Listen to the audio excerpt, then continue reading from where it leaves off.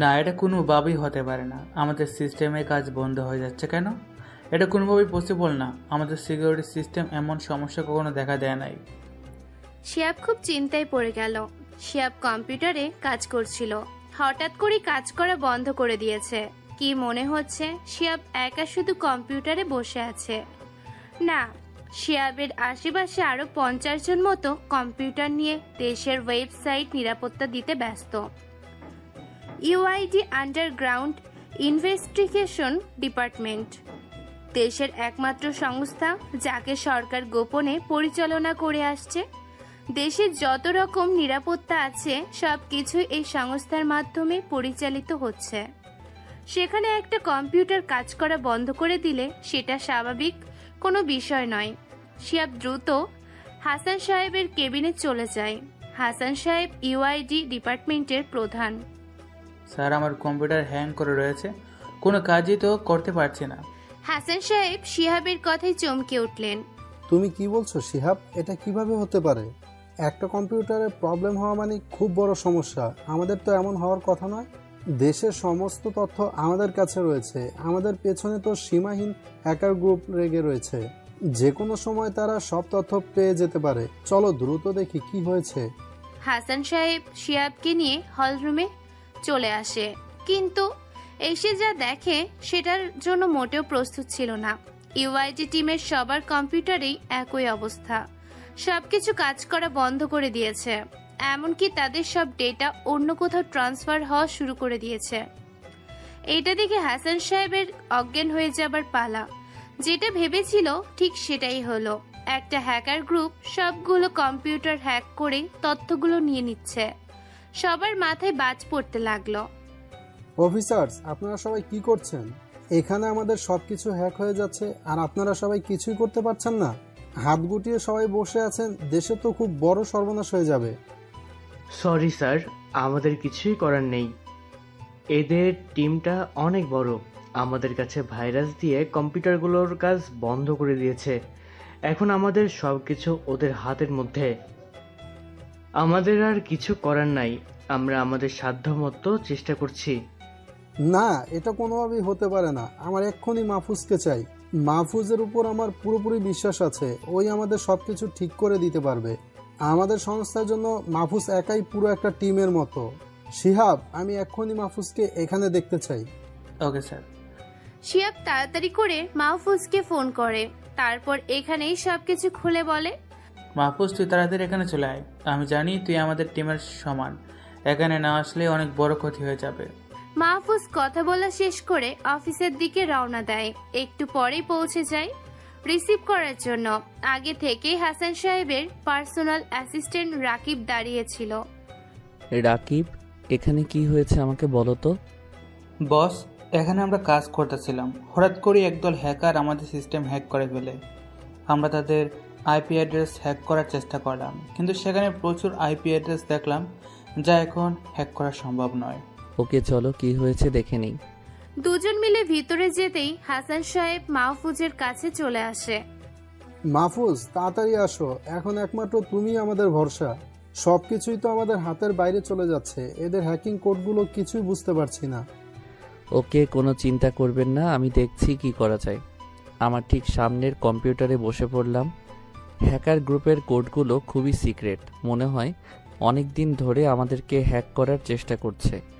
সবগুলো কম্পিউটারের দিকে চোখটা বুলিয়ে নিলাম। গ্রুপটার দুর্বল জায়গার খোঁজ করতে লাগলাম।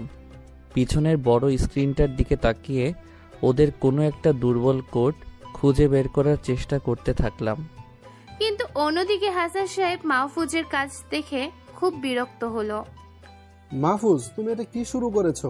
যেখানে আমরা সবাই পড়ে আছি যে কিভাবে সব ঠিক করব, সেখানে তুমি কোনো কাজ না করে একদিকে তাকিয়ে আছো। হাসান সাহেবের কথায় কোনো রেসপন্স দেয় না, নিজের মতো কাজ করে যাচ্ছে।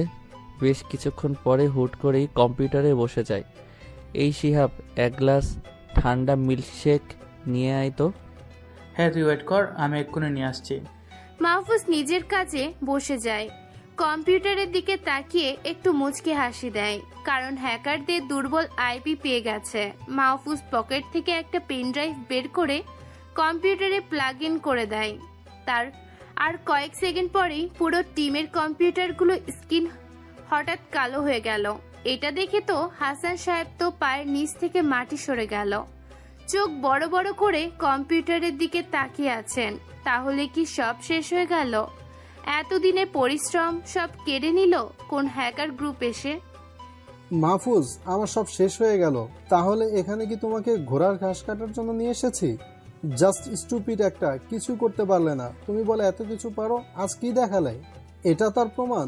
আমার এতদিনের পরিশ্রম এক নিমিষে সব শেষ হয়ে গেল। চুপ করে চেয়ারে বসে আছি আর মিসকি মুসকি হাসছি। হঠাৎ করেই চেয়ার থেকে উঠে দাঁড়ালাম, আর তখনই সবাই আনন্দে চিৎকার করে উঠল, হাসান স্যার, আমাদের কম্পিউটারগুলো অন হয়ে গেছে।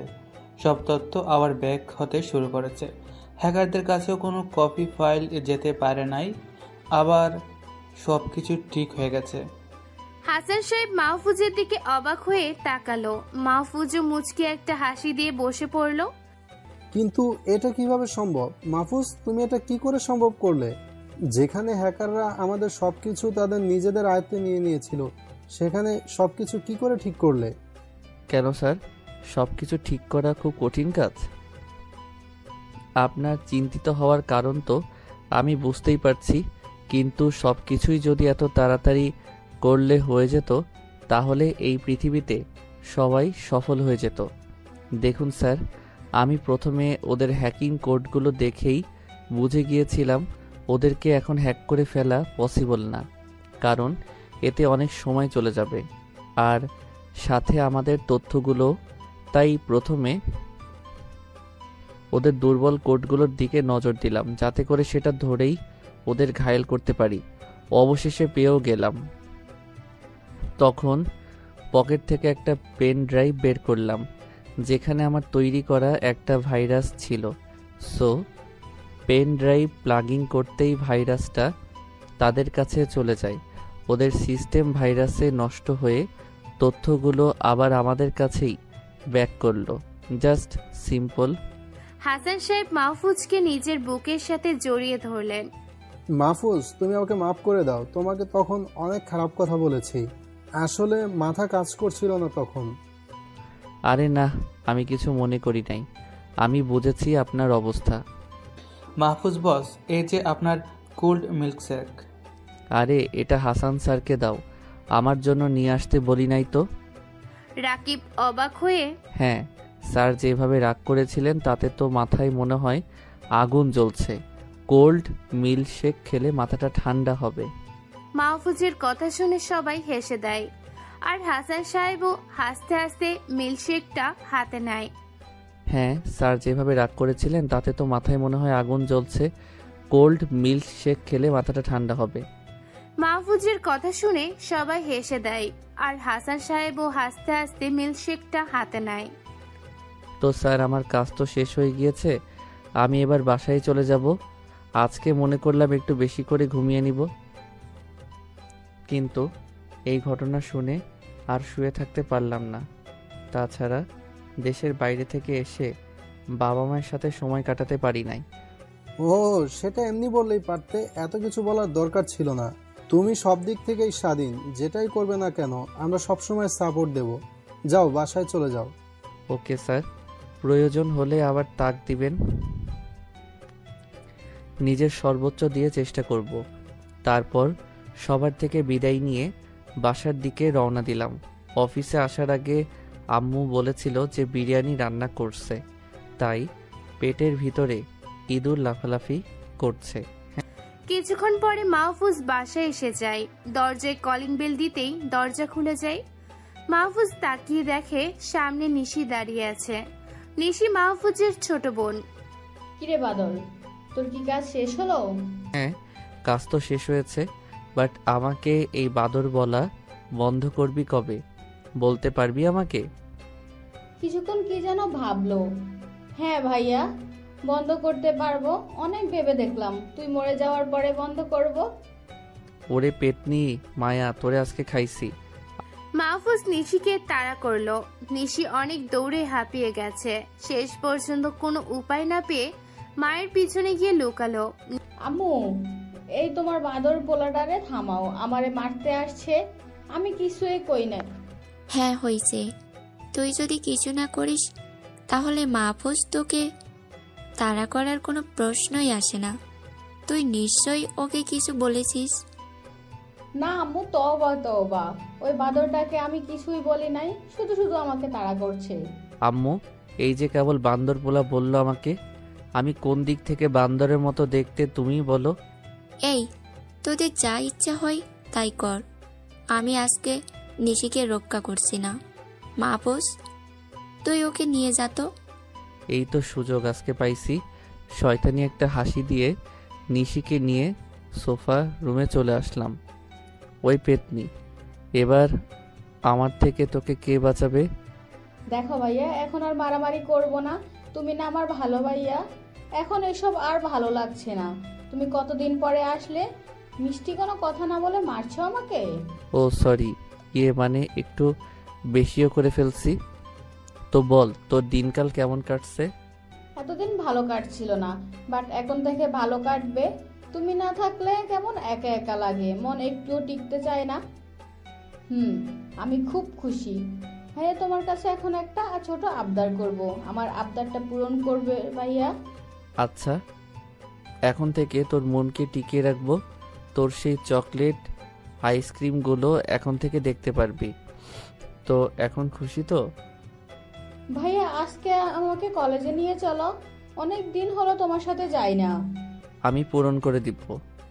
আচ্ছা, তুই খেয়ে রেডি হয়ে নে, আমি তোকে নিয়ে যাচ্ছি।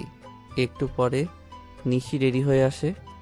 ওকে নে, কলেজের দিকে রওনা দিলাম। কলেজটা বেশি দূরে না, তাই যেতে আর দেরি হলো না। কলেজে ঢুকেই দেখি একটা বড় বিল্ডিংয়ের পাশে লোকজন জড়ো হয়ে আছে, আর সবাই উপরে তাকিয়ে হাই হতাশ করছে। আমি তাড়াতাড়ি নিশিকে নিয়ে সেখানে গেলাম। উপরের দিকে তাকাতেই কলিজার পানি শুকিয়ে গেল। একটা মেয়ে বিল্ডিংয়ের শেষ মাথায় দাঁড়িয়ে আছে। সবাই বলছে সুইসাইড করার জন্য গিয়েছে। নিশি মেয়েটাকে দেখে কেঁদে ফেলে। ভাইয়া, তুমি সীমাকে বাঁচিয়ে দাও। সীমা আমার একমাত্র বেস্ট ফ্রেন্ড। সীমা আত্মহত্যা করলে আমি নিজেকে ক্ষমা করতে পারবো না। ভাইয়া, সীমা কোনো কারণ ছাড়া এরকম করতে পারে না। তুমি প্লিজ ওকে বাঁচিয়ে নাও। নিশির কথা শুনে আমার আর মন টিকলো না। নিশিকে দাঁড় করিয়ে রেখে দৌড়ে বিল্ডিংয়ে উঠতে লাগলাম। নিজের লোকেরা বারবার সীমাকে নেমে আসতে বলছে আর পিছিয়ে যেতে বলছে, কিছু সীমা কোনো কথাই শুনছে না। এদিকে মাহফুজ লিফট দিয়ে অল্প সময়ের মধ্যেই ছাদে পৌঁছে যায়। মাহফুজের পায়ের শব্দ পেয়ে সীমা পিছন ফিরে তাকায়। এই, কে আপনি? এখানে কি জন্য এসেছে? চলে যান এখান থেকে, আমি আর নিজেকে বাঁচিয়ে রাখতে চাই না। এখান থেকে এক্ষুনি চলে যান, না গেলে আমি ঝাঁপ দিয়ে দেব। এই পাগলি মেয়ে, দেখো এরকম করো না। তুমি আমাকে বলো কি হয়েছে, আমি তোমার সমস্যা ঠিক করে দিব। দেখো, তুমি ভুল পথে আগাচ্ছ। এটা তোমার আসল পথ নয়। তোমার সামনে আরও কত উজ্জ্বল ভবিষ্যৎ রয়েছে। তাছাড়া তোমার বেস্ট ফ্রেন্ড নিশি তোমার জন্য নিচে কান্না করছে। দেখো, তুমি এই কাজটা করলে নিশি খুব কষ্ট পাবে। কথা বলতে বলতে সীমার দিকে এগোতে থাকলাম। আমার সামনে উজ্জ্বল ভবিষ্যৎ আছে, এই কথা আপনাকে কে বললো? আমার সামনে উজ্জ্বল ভবিষ্যৎ কিছুক্ষণের মধ্যে নেটে ছড়িয়ে পড়বে, যা আমার জীবনে কলঙ্ক বয়ে আনবে, তাছাড়া কিছুই না। আর আমার শরীরের ভিডিও নেটে ছড়ানোর আগেই নিজেকে শেষ করে ফেলবো, যাতে আমার বাকিটা জীবনে কালো ছায়া না নেমে আসে। কথাগুলো বলেই মেয়েটা ছাদ থেকে ঝাঁপ দেয় আর নিচে থাকা লোকজনের হুঁশ উড়ে যায়। কিন্তু মেয়েটা ছাদ থেকে পড়তে পারে না, তাই আগেই মাহফুজ মেয়েটাকে ধরে ফেলে। সীমা মাহফুজকে এলো পাথারি মারতে থাকে। এই, তুই আমাকে বাঁচালি কেন? আমাকে ছেড়ে দে বলছি। এই জীবন আমি আর রাখবো না, আমার বেঁচে থাকার কোনো অধিকারই নেই। অনেক কষ্ট করে সীমাকে শান্ত করলাম। এই পাগলি মেয়ে, আগে শান্ত হও। আমি তোমাকে কথা দিলাম তোমার সব কিছু ঠিক করে দিব। সীমা কান্না করে দেয়। আপনি আমার সব কিছু কীভাবে ঠিক করবেন? হ্যাঁ, এতক্ষণে মনে হয় আমার নগ্ন ভিডিও কোন সাইডে চলে গেছে, ফেসবুক সহ আরও সব জায়গায় চলে গেছে। এখন লোকজন আমাকে দেখবে আর খারাপ নজরে দেখবে। আমি বেঁচে থাকলেও প্রতিটা মুহূর্তে মৃত্যুর স্বাদ ভোগ করব। মেয়েটার কথা শুনে কথা বলার ভাষা হারিয়ে ফেললাম। এই মেয়ের নগ্ন শরীরের ভিডিও আবার কে রেকর্ড করে নেট দুনিয়ায় ছেড়ে দিবে? কার এত বড় সাহস যে সীমার সাথে এরকম করবে? তার বেঁচে থাকার কোনো অধিকার নাই। আচ্ছা সীমা, সব কিছু আমাকে খুলে বলো। আমি তোমার জন্য সব কিছু করতে রাজি আছি। সীমা কথা বলতে পারে না। সীমা কথা বলতে যাবে ঠিক তখনই নিশি এসে সীমাকে জড়িয়ে ধরে। তারপর হঠাৎ করে সীমাকে কষে কয়েকটা থাপ্পড় মেরে দেয়। সীমা তো কোনো কথাই বলছে না, একভাবে নিশির দিকে তাকিয়ে আছে। এই কুত্তা হারামি, তোর এত বড় সাহস কে দিয়েছে? তুই নিজের জীবনকে একেবারে তুচ্ছ মনে করবি না। ওই তোকে ছাড়া আমি কিভাবে বেঁচে থাকতাম বল? সরি রে, আমি আর এরকম করব না। সীমা নিশিকে পাশে ঠেলে বসিয়ে দেয়। মাহফুজ ভাইয়া, একবার আমার সুইসাইড করার পেছনের কারণটা শুনুন। আমাদের কলেজের একটা ছেলে যে এই কলেজের নেতা, ওর নাম তামিম। বড় বড় পার্টির সাথে ওর হাত আছে। বেশ কয়েকদিন ধরে আমার পিছু ছুটেছে আর প্রেমের প্রস্তাবও দিয়েছে, কিন্তু আমি সরাসরি না করে দিয়েছি। কিন্তু ভাইয়া, ওই তামিম থেমে থাকেনি। আমাদের প্রায় সময় খারাপ চোখে দেখতো, খারাপ কাজ করার ইঙ্গিত দিত। এইভাবে আস্তে আস্তে তামিমের প্রতি আমার ঘৃণা হয়ে যায়। একদিন অসহ্য হয়ে ওকে চড় মেরে দিই, আর সেটাই আমার জীবনে কাল হয়ে দাঁড়ায়। আজকে কলেজে আসার পর তামিম আমার সামনে এসে দাঁড়ায় আর ওর ফোনটা বের করে একটা ভিডিও প্লে করে। সেটা দেখে আমি তো প্রায় অজ্ঞান হওয়ার জোগাড়, কারণ সেটাতে আমার নগ্ন দেহের ভিডিও ছিল। আমি যখন মেয়েদের কমন রুমে গিয়ে কাপড় চেঞ্জ করছিলাম, তখন কেমন করে জানি তামিম সেটা রেকর্ড করে নেয় আর আমাকে বলেছে ভিডিওটা নেটে ছেড়ে দেবে। সীমার কথাগুলো শুনে মাথায় আগুন উঠে গেল। এই নিশি, এই তামিমটা কে রে? আমাকে এক্ষুনি দেখা। নিশি মাহফুজের দিকে তাকিয়ে ভয় পেয়ে যায়, কারণ মাহফুজের চোখ মুখ লাল হয়ে গেছে, টকপকে হয়ে গেছে। নিশি ভয়ে ভয়ে বলল, চলো ভাইয়া, তোমাকে নিয়ে যাচ্ছি। নিশি মাহফুজকে নিয়ে কলেজের ক্যাম্পাসে যায়, কিন্তু তামিমকে কোথাও দেখতে পায় না। শুধু তামিমের দলের কয়েকটা ছেলে দাঁড়িয়ে আছে। নিশি ওদেরকে দেখিয়ে দেয়। মাহফুজ দৌড়ে গিয়ে একটা ছেলের কলার চেপে ধরে। এই তামিমের চামচা, বল তামিম কোথায়? আরে তুই কে আর আমাকে এভাবে ধরলি কেন? তুই কিন্তু জানিস না যে আমি কে। ছেলেটাকে কয়েক তরফা মায়ের বসিয়ে দিলাম।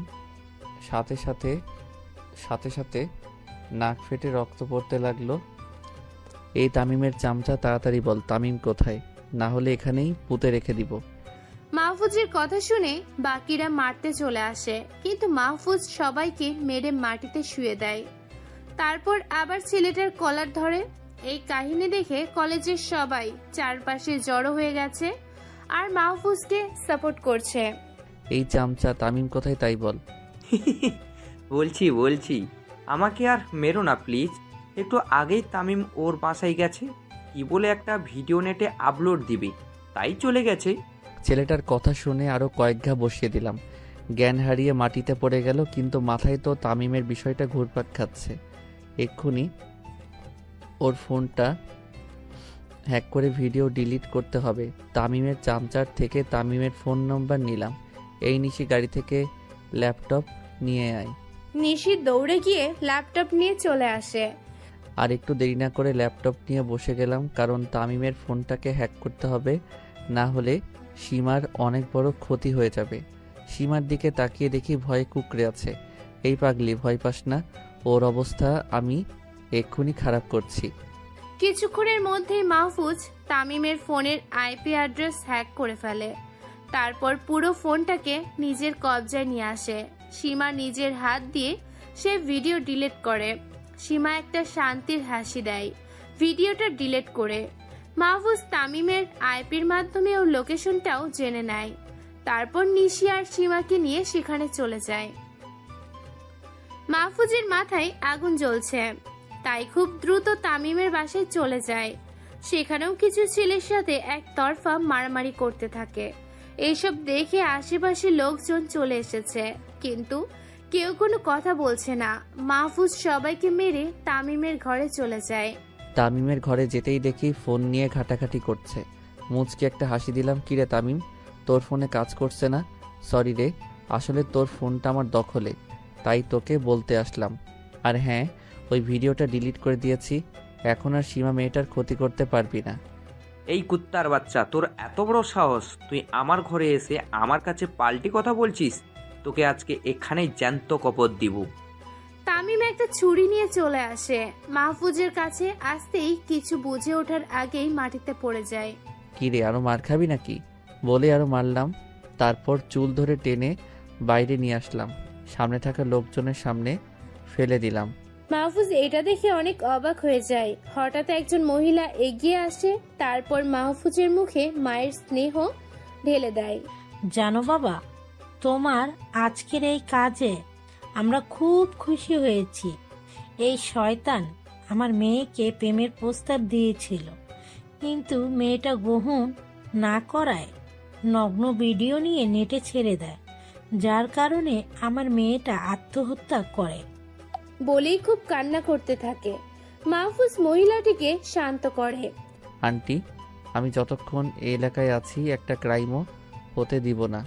আর কোনো মেয়ের নগ্ন ভিডিও পোস্ট হবে না, সবাই নিশ্চিন্তে থাকুন। নিশিদের কলেজে নামিয়ে দিয়ে তামিমকে নিয়ে অফিসে চলে গেলাম, তারপর পুলিশের হাতে দিয়ে দিলাম। হাসান সাহেব দূর থেকে মাহফুজকে দেখতে পেয়ে এগিয়ে আসেন। কি মাহফুজ, হঠাৎ এখন অফিসে চলে আসলে যে? কোনো সমস্যা হয়েছে কি? হ্যাঁ স্যার, দেশে আজকাল মেয়েদের আত্মহত্যার পরিমাণ বেড়ে যাচ্ছে। তার সূক্ষ্ম একটা কারণ হলো কিছু মেয়ে বখাটে ছেলেদের প্রেমের প্রস্তাব রিজেক্ট করে দেওয়া, আর যার পরে মেয়েরা আত্মহত্যার দিকে ঝুঁকে যাচ্ছে। তোমার কথাটা ঠিক বুঝলাম না, একটু ক্লিয়ার করো তো। স্যার, কিছু বখাটে ছেলে আছে যারা মেয়েদের প্রেমের প্রস্তাব দেয়, কিন্তু মেয়েগুলো তাদের পাত্তা দেয় না। এক পর্যায়ে ছেলেগুলো মেয়েদের গোপন ভিডিও করে নেটে, পর্ন সাইটগুলোতে সমাজে ছড়িয়ে দেয়, যার কারণে মেয়েরা আত্মহত্যা করছে। স্যার, এগুলো আমাদেরকে পদক্ষেপ নিয়ে ঠিক করতে হবে। ওকে, তুমি কাজ করো, আমি তোমার সব দিক থেকেই সাহায্য করব। স্যারের কথা শুনে অনেক খুশি হলাম। আজকে থেকেই পর্ন ওয়েবসাইটগুলো হ্যাক করে বিলীন করে দিব, যাতে 18+ ভিডিওর জন্য কারো জীবন নষ্ট না হয়। ওকে, তুমি কাজ করো, আমি তোমার সব দিক থেকেই সাহায্য করব। স্যারের কথা শুনে অনেক খুশি হলাম। আজকে থেকেই পর্ন ওয়েবসাইটগুলো হ্যাক করে বিলীন করে দিব, যাতে 18+ ভিডিওর জন্য কারো জীবন নষ্ট না হয়। আর কিছুক্ষণ অফিসে থেকে বাসায় চলে গেলাম।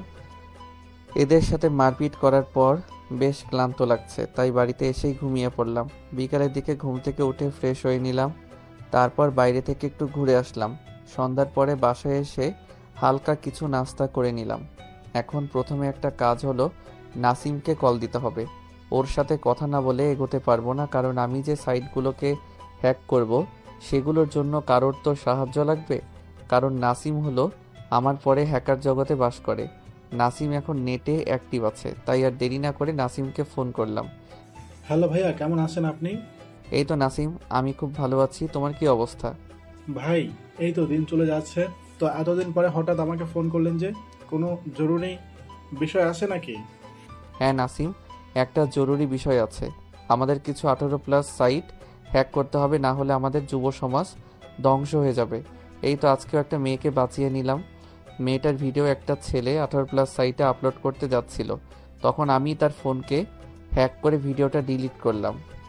ভাই, আপনি একদম ঠিক কথা বলেছেন। আজকাল এইসব জিনিসের কারণে মেয়েদের সংকীর্ণ অবস্থা, তাদের জীবন হুমকির মুখে পড়ছে। কিছু বখাটে ছেলেরা মেয়েদেরকে উত্ত্যক্ত করে খারাপ কাজের ইঙ্গিত দেয়, তারপর মেয়েরা রাজি না হলে তাদের গোপন ভিডিও আপলোড করে দেয়। এই জন্য বেশ কিছুদিন ধরে মেয়েদের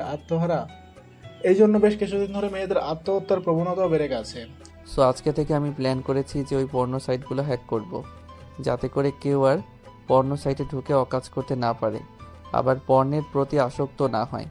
তাই তোমার সাথে গ্রুপ আর সাইটগুলোকে হ্যাক করব। তুমি রাজি তো আমার সাথে কাজটা করতে? আরে ভাই, এটা আবার বলা লাগে নাকি? আমি আপনার সাথে কাজ করলে নিজেকে ধন্য মনে করি, যেহেতু আপনি নিজেই আমাকে কাজের জন্য বলেছেন। আমি কি আর না করতে পারি নাকি? গুড বয়, এই জন্যই তোমাকে আমার ভালো লাগে। আচ্ছা, তাহলে আমরা এখন থেকেই একটা সাইট হ্যাক করতে লাগবো। আমি যে ছেলেটার ফোন হ্যাক করেছিলাম সেখান থেকে একটা সাইট পেয়েছি, আজকে সেটাই হ্যাক করব। নাসিম মাহফুজের কথায় সম্মতি জানায়। তারপর দুজন মিলে হ্যাক করতে লেগে যায়। বেশ কিছুক্ষণ পর দুজন মিলে সাইটটা হ্যাক করতে সক্ষম হয়। তারপর মাহফুজ সবগুলো ভিডিও ডিলিট করে দেয়। ভাইয়া, আজকে অনেক ভালো লাগছে।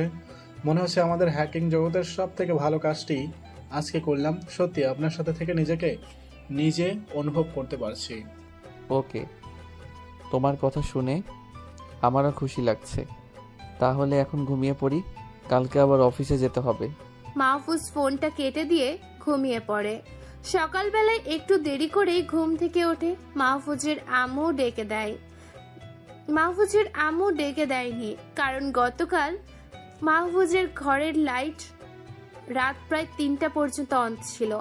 মাহফুজের আম্মু বুঝে গিয়েছিল যে কোনো কাজে নিশ্চয়ই ভেঙে যায়। আলতো করে তাকিয়ে দেখে সূর্যের আলো মুখে এসে পড়ছে। তারপর ওয়াশরুম থেকে ফ্রেশ হয়ে নিচে চলে যায়, কিন্তু হঠাৎ করেই কারোর সাথে ধাক্কা খেয়ে সোফার উপরে গিয়ে পড়ে। পাশে তাকিয়ে দেখে একটা মেয়ে ঠিক পাশেই পড়ে রয়েছে। মেয়েটার দিকে অবাক হয়ে তাকিয়ে থাকলাম, কারণ মেয়েটাকে দেখতে খুব সুন্দর লাগছে। একবার দেখেই তো প্রেমে পড়ে গেলাম মনে হচ্ছে। না, কী সব ভাবছি। আগে গিয়ে মেয়েটাকে উঠাই তো। মেয়েটার কাছে গিয়ে হাত ধরে টেনে উঠালাম। সরি, আপনাকে আমি দেখতে পাই নাই। আপনার কি ব্যথা লেগেছে নাকি? আরে না, কোনো সমস্যা নাই, আমার ব্যথা লাগে নাই, কিন্তু তোমাকে তো চিনতে পারলাম না। মেয়েটা কথা বলতে যাবে তখনই নিশি এসে মেয়েটার মুখ চেপে ধরে। থাক আব্বু, তোমাকে আর কথা বলতে হবে না। এমনি খাটাসটার সাথে ধাক্কা লেগেছে, তোমার পরিচয় আমি দিয়ে দিচ্ছি। এ ভাইয়া, এটা হলো আমার বান্ধবীর মেয়ে। এখানে আজকে সকালে এসেছে, অনেক বলে আপুকে নিয়ে এসেছি। আপু তো আসতে চাইছিল না। ও আচ্ছা, আমি আরো ভাবলাম আমাদের বাসায় আবার এটা কে আসলো। যাক, ভালোই হলো, তোর আজাইরা গল্প শোনানোর জন্য একটা মানুষকে পেয়ে গেলি। নিশি মাহফুজের কানের কাছে মুখ নিয়ে, ভাইয়া রে, এইটা শুধু আমার গল্প শোনার মানুষই না, তোর গল্প শোনানোর মানুষ বানিয়ে দিব, ভাবিও হতে পারে আমার। বলে নিশি একটা দুষ্ট হাসি দিল। মাহফুজ নিশির কথা শুনে তো চোখ আমার চড়ক গাছে উঠে গেল। আরে নিশি, বলেটা কি? এই সারা আপু, তুমি এখন আম্মুর কাছে যাও, আমি এই পুতুটার সাথে একটু কথা বলবো। সারা নিশির কথায় মাথা নেড়ে চলে যায়। তো নিশি মহারানী, এইবার বলুন আপনি কি বলতে চান। আপনার সঙ্গীত চলে গেল। হ্যাঁ রে বাবা, বলার জন্যই তো আপুকে পাঠিয়ে দিলাম। এখন সোফায় বস, তারপর বলছি। মাহফুজ নিয়ে সোফায় বসে যায়। শুন ভাইয়া, এইটা হলো আমার বান্ধবীর মেয়ে, কেবল অনার্স 3য় বর্ষে পড়ে। দেখতে একদম পরীর মতো, আমার ভাইটার সাথে ভালোই মানাবে। তাছাড়া আনি আপুর সাথে কথা বলে দেখেছি, একদম নরম মনের মানুষ, সবার উপকার করে, মনে কোনো হিংসা নাই, আবার সবাইকে অনেক যত্ন করতে পারে। নিশির প্রত্যেকটা কথা শুনে অবাক হয়ে যাচ্ছি। মেয়েটা বলে কি আমার সাথে বলে ভালো মানাবে? কি রে নিশি, তুই কি আমাকে বিয়ে নামক ভেজালে ফেলাতে চাচ্ছিস নাকি? কি বললে, বিয়ে মানে ভেজাল? আরে আপুকে একবার জীবন সঙ্গী করে নাও, দেখবে ওসব কিচ্ছু মনে হবে না। তোর বিয়ে নিয়ে তুই থাক, আমার এই সিঙ্গেল লাইফই ভালো, কোনো প্যারা নাই। আর বিয়ের পরে আজ তো একখান বোঝা ঘাড়ের পর চেপে বসবে, তাতে কোনো শান্তি খুঁজে পাবো না। এখন যেরকম চিল করে কোনো কিছু করতে পারছি, বিয়ের পরে সেটা হবে অন্যের তাবেদারি খাটতে হবে। আমি এখানে নাই, তুই সরে যা তো, আমাকে যেতে দে। মাহফুজ নিশিকে ধাক্কা দিয়ে এক দৌড়ে সেখান থেকে নিজের রুমে চলে আসে। নিশিও মাহফুজকে আটকে রাখতে পারে না, কিন্তু নিশি মনে মনে সিদ্ধান্ত নিয়ে নেয় যেভাবেই হোক সারাকে তার ভাবি করে নিয়ে আসবে। নিশির থেকে মুক্ত হয়ে ঘরে এসে বসলাম, তখনই নাসিমের ফোন আসলো। ফোনটা পিক করলাম। হ্যাঁ নাসিম, বলো কি অবস্থা? ভাই, আমরা গতকাল রাতে যে সাইটটাকে হ্যাক করলাম, সেখানে তো রীতিমতো সারা পড়ে গেছে। সেই সাইটের মালিক সবকিছু করেছে সাইটটা ফিরিয়ে নিয়ে আসার জন্য। এতে তো আমার দারুণ আরাম লাগছে ভাই। শুধু একটা সাইট হ্যাক করে বসে থাকলেই হবে না, আরও যত সব সাইটের নাম আমার জানি সব কয়টাকেই হ্যাক করব। এই সাইটগুলোর জন্য অনেক মুসলিম ছেলেমেয়েরা পাপ কাজ করছে, চোখের গুনাহ করছে। মেয়েদের নগ্ন শরীর দেখলেই চোখের কবিরা গুনাহ হয়। আমাদেরকে সকল মুসলিমদের সাহায্য করতে হবে। জি ভাই, আপনি ঠিকই বলেছেন। এখন এটা বাদ দিন, আপনি খাওয়া দাওয়া করেছেন? না, এখন খেতে যাব। আচ্ছা, আপনি খেয়ে আসেন, তারপর আমরা আবার সাইটগুলোকে হ্যাক করব। ঠিক আছে, তুমি একটু অপেক্ষা করো, আমি খেয়ে আসি। তারপর নাসিমের ফোনটা কেটে দিয়ে নিচে খেতে চলে গেলাম। খাবার শেষ করে আবার নিজের রুমে চলে আসলাম। তারপর নাসিমের সাথে পর্ন সাইটগুলো হ্যাক করতে শুরু করলাম। আজকে পুরো 2টা সাইট হ্যাক করে নিজেদের আয়ত্তে নিয়ে চলে আসলাম। সাথে সাথে 18+ সাইটগুলোতে হইচই বেঁধে গেল। সাব বুঝে গিয়েছে যে তাদের সাইটগুলো কেউ হ্যাক করতে শুরু করেছে। সাইটের মালিকদের মাথায় হাত পড়ে গেল। কেউ কিছু বুঝে উঠতে পারছে না যে হ্যাক করছেটা কে। ভাই, আমরা সফল হয়েছি। আমরা সবার মনে ভয় ঢুকিয়ে দিতে পারছি। এবার মনে হয় আমাদের দেশের মৃত্যুর সংখ্যা কমে যাবে আর সবাই এই পাপ কাজ থেকে ফিরে আসতে পারবে। তবে অনেকেই আমাদের উপর প্রচুর রেগে যাবে, আমাদের দেখতে পারবে না। সেটাতে আমাদের কিছু আসে যায় না, আমরা ভালো কাজ করছি, এটাই আমাদের লক্ষ্য। So go forward. নাসিমের সাথে কাজগুলো শেষ করে অফিসের দিকে রওনা দিলাম। কিছুক্ষণ পর অফিসে পৌঁছে গেলাম। সবাই নিজেদের কাজে ব্যস্ত। একজন আমার কাছে এসে বলল যে সে আমাকে তার কেবিনে ডেকেছে। সেখান থেকে সোজা স্যারের রুমে গেলাম। হ্যাঁ মাহফুজ, এসো, তোমার সাথে অনেক দরকারি কথা আছে, এখানে বসো। জি স্যার, বলুন কি কথা। মাহফুজ, তুমি আমাদের সংস্থার সব থেকে ভালো হ্যাকার। হ্যাকিং ছাড়াও অন্য সব কাজে তোমার দক্ষতা অসাধারণ। তাই তোমাকে আমরা আমেরিকা পাঠাতে চাই, যাতে করে সেখানে থাকা হ্যাকিং গ্রুপ এইচকে সংস্থার সাথে ভালো যোগাযোগ করতে পারো। এই সংস্থার সাহায্য আমাদের অনেক প্রয়োজন। তারা সহজে কাউকে সাহায্য করতে চায় না, কিন্তু আমি জানি তুমি তাদেরকে ম্যানেজ করে নিতে পারবে।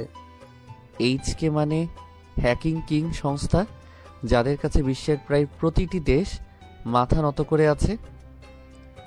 সে তো একটা ভয়ঙ্কর হ্যাকার সংস্থা। তাহলে আপনার প্ল্যানটা কি? আমার প্ল্যানটা অনেক বেশি বড়। আমাদের দেশের সাথে বাইরের কিছু দেশ পাঙ্গা লড়ছে।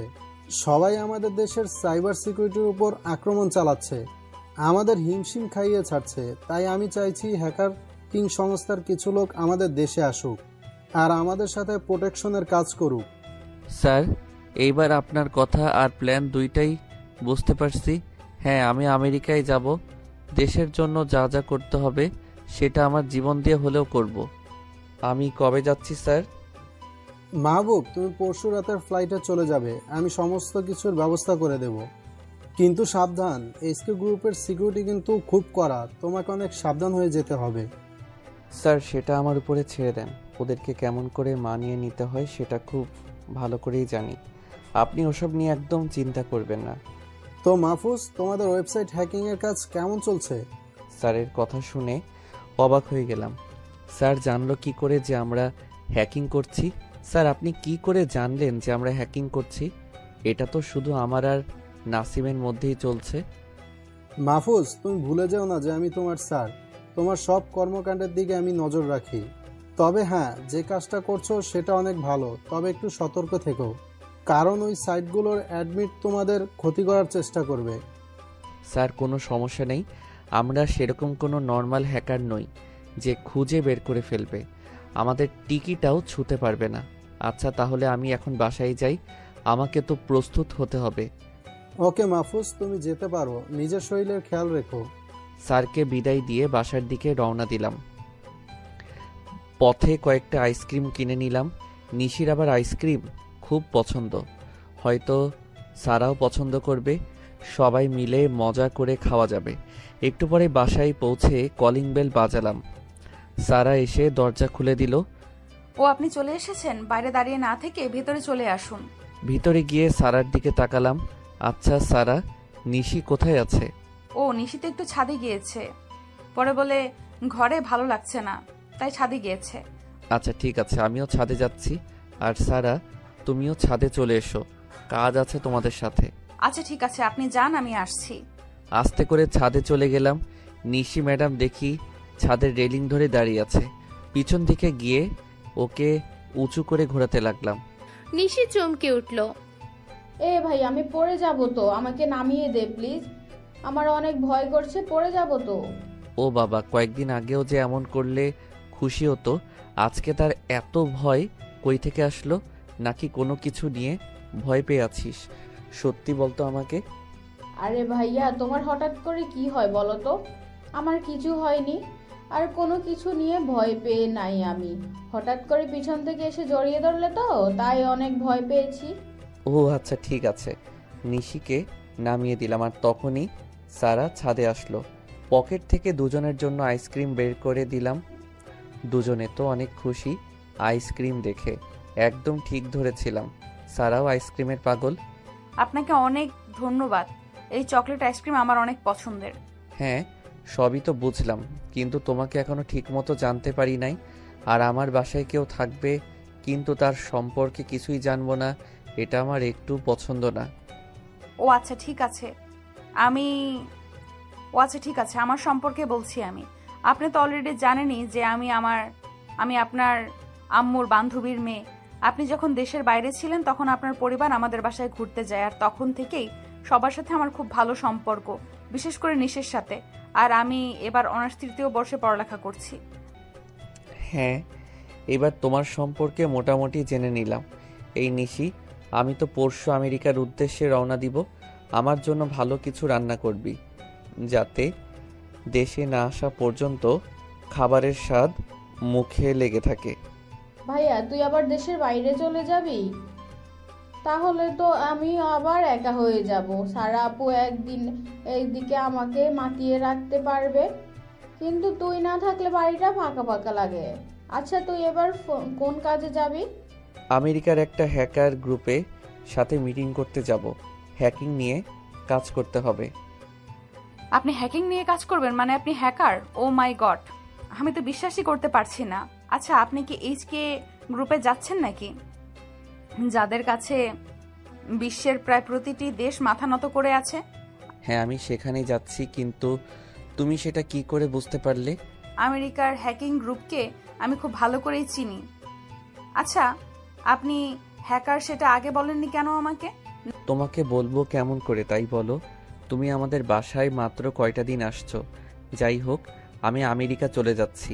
আমার বোনের দিকে একটু খেয়াল রেখো, ও আবার একা থাকতে পছন্দ করে না।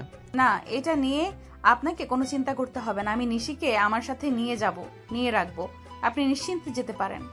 এই যে সারা, তুমি আমাকে আপনি করে আর বইলো না, তুমি করেই বলবে এখন থেকে। আচ্ছা ঠিক আছে। নিশি, তোরা দুজন মিলে গল্প কর, আমি আমার রুমে চলে গেলাম। আমার সমস্ত কিছু গুছিয়ে নিতে হবে। ওদের থেকে বিদায় নিয়ে রুমে চলে আসলাম। তারপর ল্যাপটপ অন করে নাসিমের সাথে 18+ সাইটগুলো হ্যাক করতে লাগলাম। আজকেও 3টা সাইট হ্যাক করে ফেলছি। মনের মধ্যে অনেক শান্তি লাগছে। সমস্ত কাজ শেষ করতেই স্যারের ফোন আসলো। জি স্যার, বলুন কি সাহায্য লাগবে? না মাহফুজ, আমার কোনো সাহায্য লাগবে না। তোমাকে ফোন করেছি কারণ তোমার পাসপোর্ট রেডি হয়ে গেছে। পরশু তুমি আমেরিকা যাবে আমাদের একজন গোপন এজেন্ট হয়ে। তোমার আইডি কার্ড দেখালেই ওদের আন্ডারগ্রাউন্ড অফিসে তোমাকে নিয়ে যাবে। তাছাড়া তোমাকে ওরা বন্দি করে ফেলবে।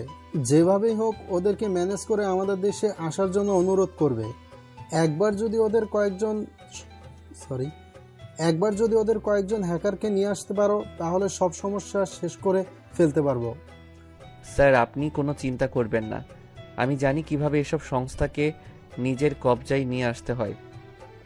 এমনভাবে কাজ করব যাতে করে সবাই আমার কাজের প্রশংসা করে। ওকে মাহফুজ, বেস্ট অফ লাক। তোমার উপর আমি সম্পূর্ণ বিশ্বাস রাখি, আর তুমি সফলভাবে কাজটা করে তারপরেই ফিরবে। স্যারের সাথে কথা বলে ফোনটা রেখে দিলাম। তারপর রাতের খাবার খেয়ে ঘুমের দেশে হারিয়ে গেলাম। সকালে উঠে ফ্রেশ হয়ে প্রথমে বাবা মায়ের কাছে চলে গেলাম। কেমন আছো তোমরা? এই তো ভালো আছি, তুই কেমন আছিস? এই তো আমিও ভালো আছি। তোমাদেরকে একটা কথা বলার জন্য এসেছি। আমরা জানি তুই কি কথা বলার জন্য এসেছিস। আচ্ছা তুই কি বলতো? বাড়িতে আসছিস মাত্র কয়টা দিন হলো, এর মধ্যে আবার আমেরিকা যাওয়ার কি মানে ছিল? আমাদের সাথে কি একটুও ভালো লাগে না সময় কাটাতে? আহা আম্মু, তুমি মন খারাপ করছো কেন? আমি তো আর নিজের জন্য যাচ্ছি না, এটা দেশের প্রতি আমার একটা কর্তব্য। আমি যে কাজ করি সেটা তো তোমরা জানোই, তাহলে আমাকে আটকে রাখবে? দেশটা বিপদে পড়ে যাবে তো। দেশকে রক্ষা করার জন্যই আমি এই রাস্তাটা বেছে নিয়েছি। সেই জন্যই তো আমি সবসময় গর্বিত হই, কিন্তু আমার মনও যে মানে না। যাই হোক, বাবা বল কি খাবি? আমি তোর জন্য সব কিছু রান্না করে দেব। আমি আমার সব পছন্দের জিনিসের নাম বললাম। তারপর সারাদিন নিশি আর সারার সাথে সময় কাটালাম। ওদেরকে নিয়ে কেনাকাটা করতে গেলাম। ওদেরকে খুশি দেখে আমারও খুশি লাগলো। পরদিন সকালবেলায় সবাইকে বিদায় দিয়ে অফিসে চলে আসলাম। সবাই আমাকে অভিনন্দন জানালো। তারপর হাসান স্যার আমাকে প্রয়োজনীয় সব কিছু দিয়ে ঠিক করে দিল। তারপর বিমানে গিয়ে উঠলাম। দীর্ঘ কয়েক ঘন্টা পর আমেরিকায় গিয়ে পৌঁছালাম। তারপর বিমান থেকে নেমে রেস্ট হাউসে চলে আসলাম। আমাকে রিসিভ করার জন্য আগে থেকে একজন লোককে রাখা হয়েছিল, কিন্তু রেস্ট হাউস থেকে বের হতেই বাঁধল বিপত্তি। আমাকে দুজন পুলিশ আটকে দিল। হ্যাঁ man, show me your passport please. পুলিশের কথা শুনে অবাক হয়ে গেলাম। আরে পাগল হয়ে গেল নাকি? পাসপোর্ট ছাড়া কি কেউ বিমানে আসতে পারে নাকি? পুলিশের কথা শুনে রাগ হয়ে গেল, তবুও শান্তভাবে জিজ্ঞাসা করে বসলাম, excuse me, why do you want to see my passport? Do you think that I am a criminal and I don't have any passport? ক্ষমা করবেন আমাকে, আপনি কেন আমার পাসপোর্টটা দেখতে চাচ্ছেন? আপনি কি মনে করেন যে আমি একজন ক্রিমিনাল এবং আমার কাছে কোনো পাসপোর্ট নাই? You are going to wrong, I just went to see your passport. তুমি ভুল করছো, আমি শুধু তোমার পাসপোর্টটা দেখতে চেয়েছি। বলেই পুলিশটা মাহফুজের কাঁধে ঝুলানো ব্যাগে হাত দিতে গেল। পুলিশের সাহস দেখে আমি অবাক হয়ে গেলাম। হুট করে একজন যাত্রীর ব্যাগে হাত ঢুকানো কোনো পুলিশের রুলসের মধ্যে নাই। আমি খপ করে পুলিশের হাত ধরে ফেললাম। সাথে সাথে আশেপাশের সবাই আমাদের দিকে তাকালো। বুঝতে পারলাম আর বেশিক্ষণ এখানে থাকলে বিপদ হতে পারে, তাই পুলিশের কানের কাছে গিয়ে বললাম আমাকে তাদের চেকপোস্টে নিয়ে গিয়ে চেক করতে। পুলিশটি তাই করল, আমাকে তাদের সাথে চেকপোস্টে নিয়ে গেল। আমাকে যে ছেলেটা রিসিভ করতে এসেছিল সে বেশ ভয় পেয়ে গেল। আমি তাকে সান্ত্বনা দিলাম, hey boy, don't be worry, everything will be okay, but you have to wait some time and just see. ছেলেটা মাহফুজের কথায় সান্ত্বনা পেয়ে চুপ হয়ে গেল। তারপর পুলিশের সাথে চেকপোস্টে চলে গেল। একটা বিষয় আমি খুব ভালো করেই রিয়েলাইজ করেছিলাম, সেটা হলো আমার বস অনেক সাধারণ ড্রেস পরিয়ে দিয়ে আমাকে এখানে পাঠিয়েছে। পুলিশ মেবি এটা দেখেই আমাকে সন্দেহ করেছে। তাদের চেকপোস্টে যাওয়ার পর পুলিশের হেডকে খবর দিল। 2 মিনিটের মধ্যে হেড আমার সামনে চলে আসলো। আমি মুচকি হেসে আমার পকেট থেকে আমার আইডি কার্ডটা বের করে দিলাম। হেড এটা দেখেই চোখ বড় বড় করে ফেললো। I am really sorry man, you have a genius person. তারপর হেড আমার সম্পর্কে সব কিছু খুলে বলল। কি ভাবছেন আমার সম্পর্কে সব কিছুই বলে দিয়েছে? আরে না, তারা তো জানেই না যে আমি কোথায় কোন কাজের জন্য যাচ্ছি। শুধু আমি একজন হ্যাকার আর একটা গুরুত্বপূর্ণ প্রজেক্ট নিয়ে এসেছি, শুধু সেটাই বলেছে। তারপর সবাই আমার কাছে ক্ষমা চাইল আর আমার জন্য স্পেশালভাবে যাওয়ার ব্যবস্থা করে দিল। ওদের থেকে বের হয়ে আমার খুব ভালো লাগছে। একটু পরেই এইচকে হ্যাকার গ্রুপের অফিসে পৌঁছে গেলাম, কিন্তু বাইরে থেকে কোনো সাজসজ্জাই দেখতে পেলাম না। সাধারণ মানুষ এটাকে সাধারণ অফিস ভাববে বাইরে থেকে দেখলে, কিন্তু এর মূল কাজ চলে আন্ডারগ্রাউন্ডে। আমি ছেলেটার সাথে ভিতরে চলে গেলাম, কিন্তু সিকিউরিটি গার্ড থামিয়ে দিল। কিন্তু ছেলেটা কিছু ইশারা দিতেই গার্ড ছেড়ে দিল। তারপর আমাকে নিয়ে তাদের মূল কার্যালয়ে চলে গেল। সেখানে যেতেই অবাক হয়ে গেলাম। এত বড় প্রজেক্ট চোখের সামনে আসতেই শরীরে একটা ঝটকা খেলাম। তারপর আমার আইডি কার্ড দেখে সবাই বুঝে গেল আর আমাকে অতিথি হিসেবে আপ্যায়ন করলো। তাদের সাথে বেশ কিছুক্ষণ থাকার পরে হাসান সাহেবের দেওয়া একটা চিঠি দিলাম তাদের কাছে। তখনই সবাই আমাদের উদ্দেশ্য বুঝলো। অফিসার কিছুক্ষণ চুপ করে থাকলেন কথাটা শুনে, তারপর যা বললেন সেটা শুনে চোখ কপালে উঠে গেল। এই প্রতিষ্ঠানের সাথে এটা হলে বাকিগুলো কি করবে? শুনুন মাহফুজ সাহেব, আমাদের এই প্রতিষ্ঠানটি সরকারের একটি গোপনীয় সংস্থা হিসেবে কাজ করে। আর হ্যাঁ, বিশ্বের কাছে এটিকে সর্বোচ্চকে ভয়ঙ্কর হিসেবে গড়ে তুলেছি। আমরা কাউকে ভয় পাই না, কিন্তু আমাদেরকেও দেখলাম একটা হ্যাকার ভয় পায় না। যেখানে আমার সংস্থা সব থেকে ভয়ঙ্কর হ্যাকাররা কাজ করেছে, সেখানে তাদেরকে বুড়ি আঙুল দেখিয়ে আরেকটা হ্যাকার আমাদের ডেটা চুরি করে নিচ্ছে। এই জন্য একটু সমস্যায় আছি, বেশ চিন্তিত আছি। অফিসারের কথা শুনে থমকে গেলাম। স্যার, আপনাদের মতো সংস্থার ডেটা চুরি করছে, তাহলে আমাদের মতো ছোট সংস্থারা বাঁচবে কি করে? আরে চিন্তা করো না, হ্যাকার আমার মেন সার্ভারে প্রবেশ করতে পারে নাই। বেশ কিছু ছোটো ছোটো ডেটা চুরি করেছে, যেটা কোনো ব্যাপার না। কিন্তু আমাদের ভয় হচ্ছে যদি সেটা মেন ফাইলে ঢুকে যায়। তোমার সম্পর্কে তোমার বস আমাকে বলেছিল, তোমার উপরে সম্পূর্ণ ভরসা হয়ে গেছে আমার। তুমি একটু চেষ্টা করে দেখো যে হ্যাকারটাকে আটকাতে পারো কিনা, তাহলে তোমার জন্য সরকারের কাছে আবেদন করতে পারবো। এখন গিয়ে রেস্ট নাও, আর কিছু প্রয়োজন হলেই জানাবে। ওকে স্যার, আপনি যেমন বলবেন। তারপর একজন স্টাফ আমাকে ভিআইপি একটা রুমে নিয়ে গেল। সেখানে সব কিছুরই ব্যবস্থা ছিল। আমি ভেবেছিলাম যে একটা ল্যাপটপের কথা বলবো, কিন্তু সেটার আর প্রয়োজন হলো না, কারণ ল্যাপটপ আর কম্পিউটার দুইটাই ছিল। ফ্রেশ হয়ে এসে কিছু খেয়ে নিলাম, তারপর বাড়িতে ফোন করলাম।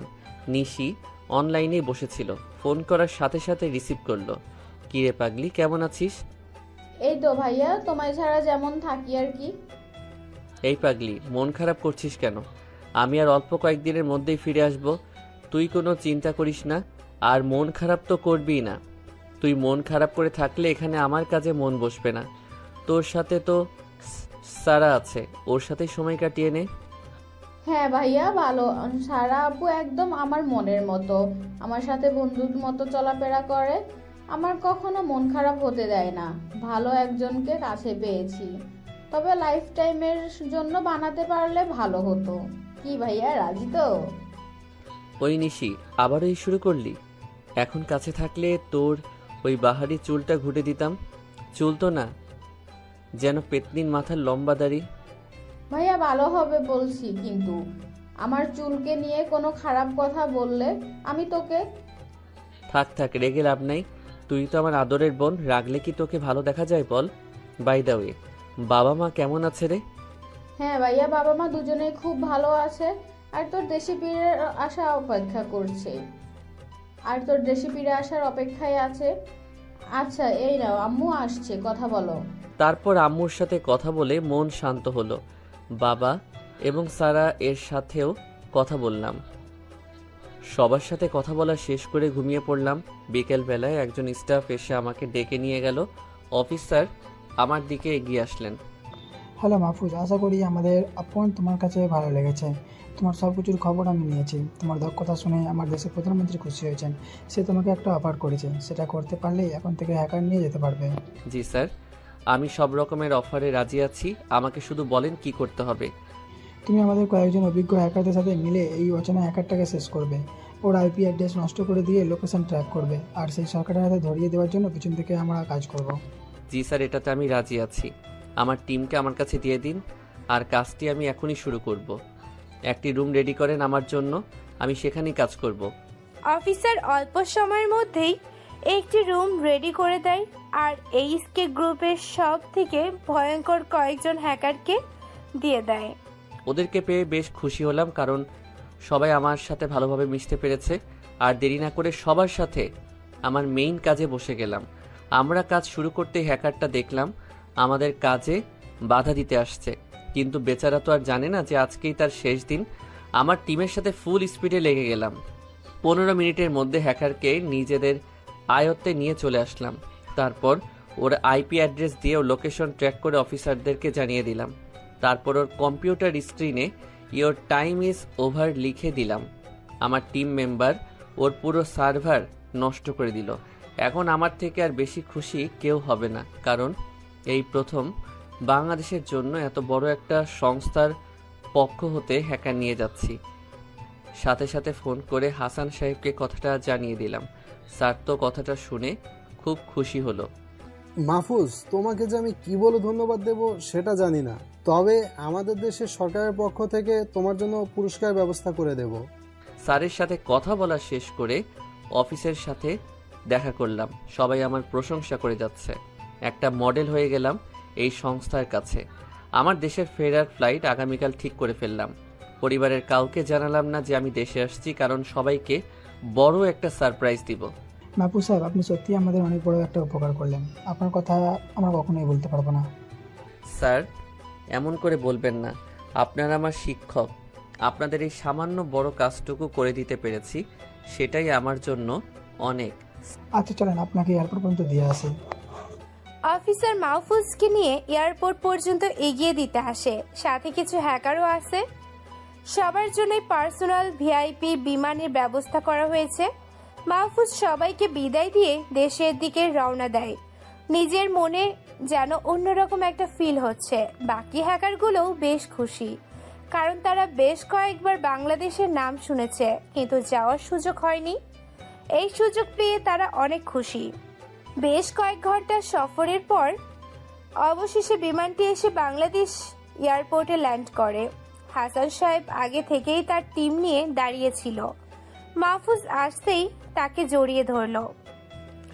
মাহফুজ, তোমাকে যে কি বলে ধন্যবাদ দেব তার ভাষা আমার নাই।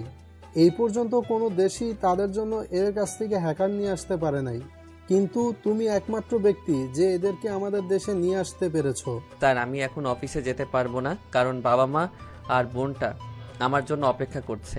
আমি পরে আপনার সাথে গিয়ে দেখা করব। ওকে, নো প্রবলেম। তোমার যেটা ভালো মনে হয় সেটাই করো। মাহফুজকে বিদায় দিয়ে বাকিদের নিয়ে অফিসে চলে যায়। সেখান থেকে সোজা বাসার দিকে রওনা দিলাম। নিশি আর সারার জন্য বেশি করে চকলেট নিয়ে নিলাম। তারপর অল্প কিছুক্ষণের মধ্যেই বাসায় পৌঁছালাম। নিশি আমাকে দেখেই দৌড়ে এসে জড়িয়ে ধরল। আরে ভাইয়া, তুই এত তাড়াতাড়ি চলে আসবি, আমাকে আগে বলবি না? আমি তো মনে করেছিলাম আরো কয়েকদিন পরে আসবি। আজকে আমি সব থেকে বেশি খুশি। তোদেরকে সারপ্রাইজ দেওয়ার জন্যই কিছু না বলে চলে আসলাম। তারপর পকেট থেকে সব চকলেট বের করে দিয়ে দিলাম। নে, এগুলো ধর, তুই আর তোর সারা আপু মিলে খাবি। আরে নিশি মাহফুজের মুখ থেকে সারার কথা শুনে মুচকি একটা হাসি দেয়। কি ভাইয়া, হঠাৎ করে সারা আপুর জন্য চকলেট নিয়ে আসলি? ব্যাপারটা কি? কোনো ব্যাপারই না। আগের দিন বাসায় চকলেট নিয়ে আসছিলাম, দেখলাম তোর মতো সারাও চকলেট খুব ভালোবাসে, তাই তো ওর জন্য কিনে নিয়ে আসলাম। তবে তুই যেটাই বলিস ভাইয়া, সারা আপু কিন্তু তোকে বেশ পছন্দ করে। তুই যাওয়ার পর থেকে অনেকবার তোর সম্পর্কে জানতে চেয়েছে। আমিও খোলাখুলি সব ডিটেলসে বলে দিয়েছি। হ্যাঁ, খুব ভালো করছস। নিশির পিছন থেকে বাবা মা আমাকে দেখেই চলে আসে। আম্মু মাহফুজকে জড়িয়ে ধরে। আরে বাবা, তুই আমাদেরকে না বলে আজকেই চলে আসলি যে? বলেই কান্না করে দেয়। জানিস তোর জন্য আমার মনটা কত খারাপ ছিল।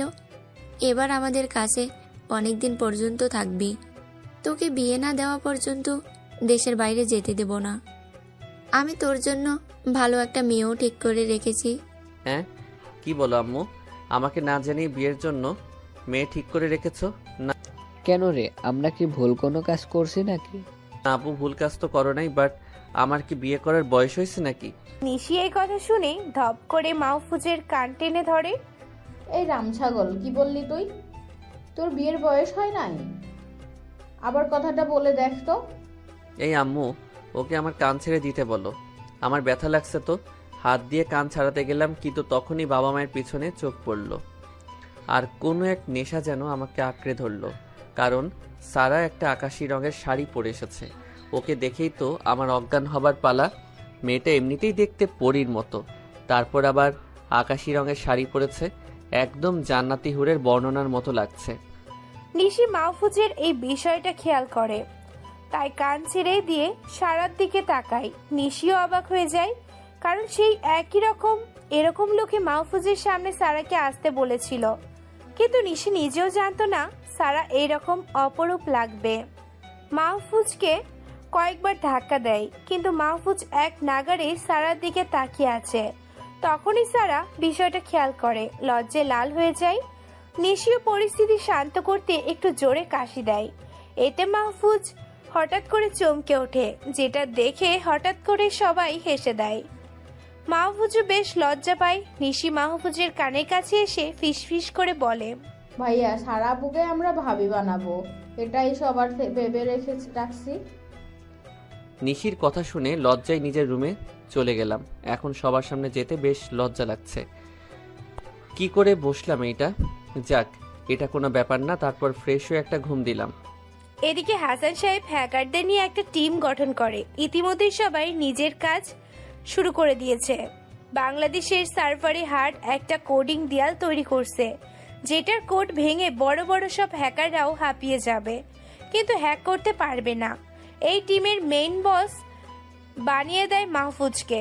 যত হ্যাকার গ্রুপ হাসান সাহেবদের ইউআইডি গ্রুপের শত্রু ছিল, তাদের সবাইকে আস্তে আস্তে শেষ করে দিচ্ছে। ইতিমধ্যে পুরো দেশে এটা ভাইরাল হয়ে গেছে। ইউআইডি সংস্থার নাম সবার মুখে মুখে। মাহফুজকে হাসান সাহেব এসব কিছু আগেই জানিয়ে দিয়েছিল। ঘুম থেকে উঠে দেখি ল্যাপটপে নোটিফিকেশন আসছে। সেটা চেক করতেই তো চোখ কপালে। নাসিমকে হাসান সাহেব আমাদের মেইন টিমে নিয়ে নিয়েছে। মাহফুজ ভাইয়া, আমি বিশ্বাস করতে পারছি না যে তোমার সংস্থায় আমাকে নিয়ে নিবে। সত্যি হাসান স্যার খুব ভালো একটা মানুষ। তোকে নিয়েছে দেখে আমিও অনেক খুশি রে। আসলে হাসান সাহেব যোগ্যতা দেখে নাই। মনে করিস না যে আমার সাথে কাজ করিস বলে নিয়েছে। হাসান সাহেব একদিন তোর ব্যাপারে আমাকে জিজ্ঞাসা করেছিল, তারপর থেকে মনে হয় তোর উপরে নজর রেখেছে। তোর কাজ দেখে খুশি হয়ে তোকে সংস্থায় নিয়েছে। আমার জন্য দোয়া করবেন ভাই। আমি আপনাদের সব ধরনের সহযোগিতা করতে চাই। আর আপনাকে কংগ্রাচুলেশন এইচকে সংস্থার থেকে হ্যাকার নিয়ে আসার জন্য। সত্যি দেশের জন্য অনেক বড় একটা কাজ করলেন। ওভাবে বলিস না রে ভাই, এ তো আমার দায়িত্বের মধ্যে পড়ে। আচ্ছা, তুই আগামীকাল অফিসে চলে আয়, একসাথে কথা বলবো। নাসিমের সাথে কথা বলা শেষ করলাম। তারপর ফ্রেশ হয়ে নিচে চলে গেলাম। রাত অনেক খুশির মধ্যে দিয়ে চলে গেল। সকালে ঘুম থেকে উঠে ফ্রেশ হয়ে নিলাম। তখনই আমার রুমে সারা চলে আসলো, হাতে ভাতের প্লেট। এই যে আপনার জন্য খাবার নিয়ে আসলাম, আপনি তো অফিসের জন্য দেরি করে ফেলছেন। হঠাৎ করে আজকে খাবার নিয়ে চলে আসলে যে, ব্যাপারটা কি বলো তো? সারা একটু লজ্জা নিয়ে, ব্যাপার আবার কি হবে? প্রত্যেকদিন আপনাকে দেখি যে সময়ের মধ্যে অফিসে চলে যান, কিন্তু আজকে যাচ্ছেন না, তাই খাবার নিয়ে চলে আসলাম। যাক, ভালোই হলো, আমাকে আর নিচে যাওয়া লাগলো না। এবার খাবারগুলো দাও তো আমাকে। সারা মাহফুজকে খাবারগুলো দিয়ে চলে গেল। মাহফুজ আর কি না ভেবে খাবার শেষ করে অফিসে চলে গেল। হাসান সাহেব মাহফুজকে দেখে অনেক খুশি হলেন। মাহফুজ, তোমাকে স্বাগতম। তুমি অফিসে আসলে মনে হয় যে আজকের দিনটা আমার অনেক ভালো কাটবে। ধন্যবাদ স্যার, কিন্তু স্যার আপনি নাসিমকে আমাদের গ্রুপে নিয়েছেন শুনে অনেক ভালো লাগলো।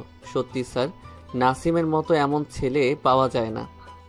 হ্যাঁ, সেজন্যই ওর সমস্ত কিছু খোঁজ নিলাম, আর খুব ভালো খবর পেলাম নাসিমের ব্যাপারে। তাই ওকে আমাদের কাছে নিয়ে নিলাম। আর হ্যাঁ, তোমার সাথে কাজ করার জন্য ওকে তোমার সহকারী হিসাবে রেখেছি। স্যার, সেটা তো খুব ভালো কথা। আচ্ছা, নাসিম আসলে আমার রুমে চলে যেতে বলবেন, আমি আমাদের অতিথিদের সাথে দেখা করে আসি।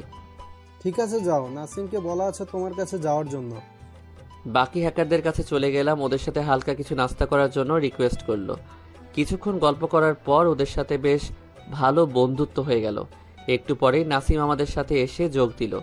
সবাইকে আমাদের প্ল্যানের কাজ সুন্দরভাবে বুঝিয়ে দিলাম। তারপর সবাই নিজেদের কাজে লেগে পড়ল। নাসিম তো প্রায় সব সময় আমার কাজে হেল্প করছে। কাজ শেষ করে বাসায় চলে আসলাম। তখনই বাবা মা তাদের রুমে যেতে বলল। তখনই তাদের সাথে কথা বলতে চলে গেলাম। আয় বাবা, আমাদের কাছে এসে বস। আচ্ছা, বসছি। কি হয়েছে বলো? কিছু হয় নাই, তোর বিয়ে দিব তাই আর কি। দূর চাই, তুই চুপ কর তো একটু। আচ্ছা মাহফুজ, তুই তো এখন বিয়ে করার মতো উপযুক্ত হয়েছিস। তোকে একটা ভালো মেয়ের হাতে তুলে দিতে পারলেই আমাদের শান্তি। তুই কি এখন বিয়ে করতে রাজি? তোমাদের খুশির জন্য আমি সবকিছু করতে রাজি আছি। সেটা অনেক ভালো কথা। আচ্ছা, এখন বল তো, সারা মেয়েটাকে তোর কেমন লাগে? কেমন আবার লাগবে? মেয়েটা তো অনেক ভালো, নম্র ভদ্র একটা মেয়ে। অনেক ভালো লাগে। আমি ভেবেছি সারা মেয়েটার সাথেই তোকে বিয়ে দেব। সারার আম্মু আমার বেস্ট ফ্রেন্ড ছিল, তাই দুই পরিবারের সম্পর্ক আরও ভালো করার জন্য আমি এই সিদ্ধান্ত নিয়েছি।